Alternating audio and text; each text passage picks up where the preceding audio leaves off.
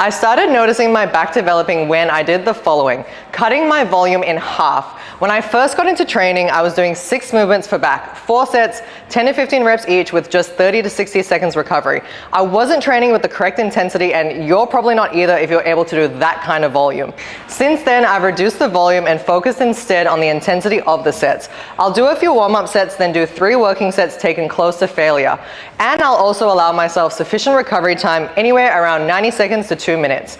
I get asked a lot, is 3 to 4 movements enough to build muscle? And the answer is yes. However, we need to look at training when we select movements that match the function of each muscle in the back. For example, the lats primarily extend the shoulder, therefore we should incorporate movements that involve pulling with the upper arm close to the body, or think driving the elbow back and down towards the hip.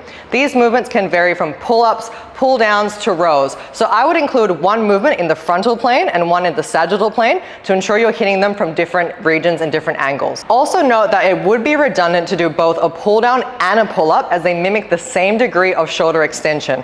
For the upper back muscles, such as the rhomboids and the traps, their primary function is scapular retraction. So we want to include movements such as rows that encourage both protraction and retraction. So by keeping the elbows flared when we are performing these movements, this is going to allow for more scapular retraction. I like to include one row in my program and often chest support it, as it provides a lot of stability.